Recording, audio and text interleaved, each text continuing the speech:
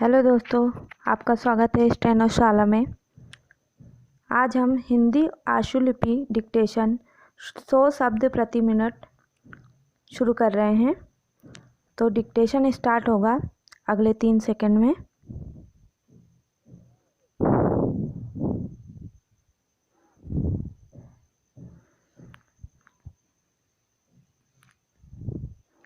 Start.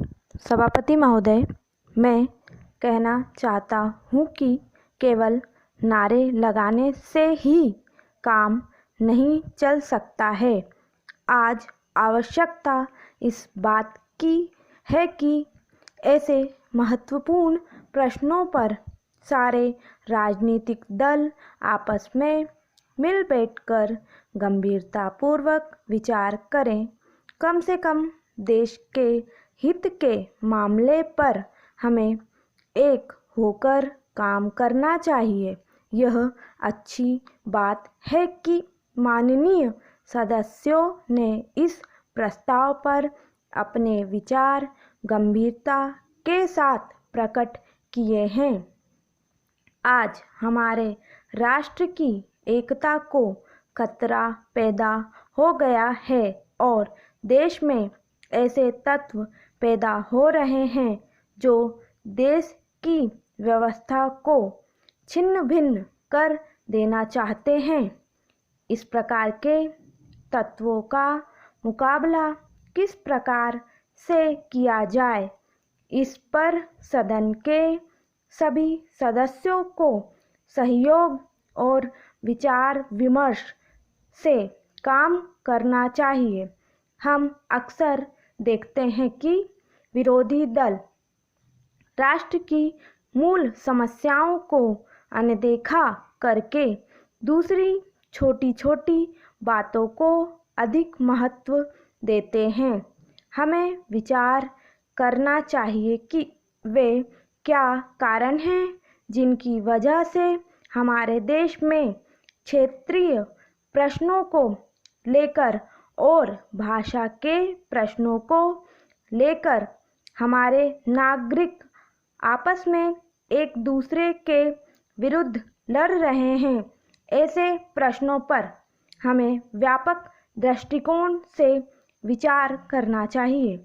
हमें ऐसी बात बिल्कुल नहीं कहनी चाहिए जिससे देश की एकता को खतरा पैदा हो।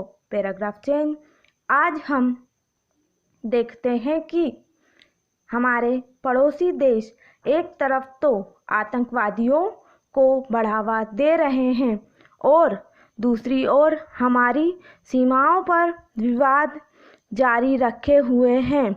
आज हम इस बात को महसूस करते हैं कि क्षेत्रीय भाषाओं और क्षेत्रीय नारों को देने वाले दलों का गठन हो रहा है। इन तत्वों का मुकाबला हमें राजनीतिक स्तर पर करना होगा। यह बात बिल्कुल ठीक है कि हमारे देश के अंदर जो परिस्थितियां पैदा हुई हैं और जो प्रश्न खड़े हुए हैं वे ऐसे ही हैं जिनके बारे में अलग अलग राय नहीं हो सकती है। Paragraph change. आज देश के अंदर क्षेत्रीय संतुलन नहीं है। देश में लोगों के ऐसे वर्ग हैं जिनकी प्रगति दूसरों के मुकाबले में बहुत कम हुई है और इसको लेकर आज उनके अंदर एक असंतोष की भावना पनप रही है।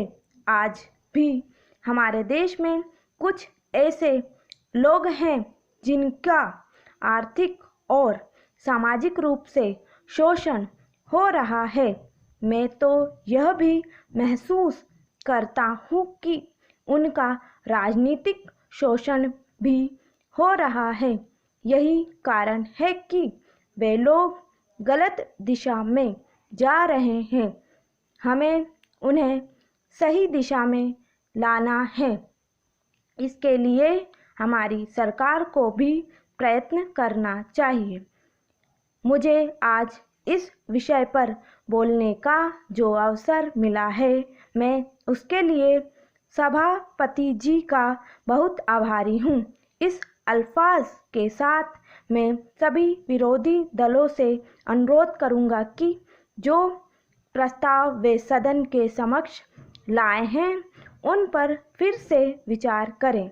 हम एक महान देश के नागरिक हैं। हमें उसकी महानता के अनुसार ही कार्य करना है, तभी हम अपने देश की प्रगति सुनिश्चित कर सकते हैं। स्टॉप। तो ये था 100 शब्द प्रति मिनट का डिक्टेशन। तो इसका हिंदी ट्रांसलेशन कीजिए और प्रैक्टिस करते रहिए और बने रहिए स्टेनोशाला के साथ।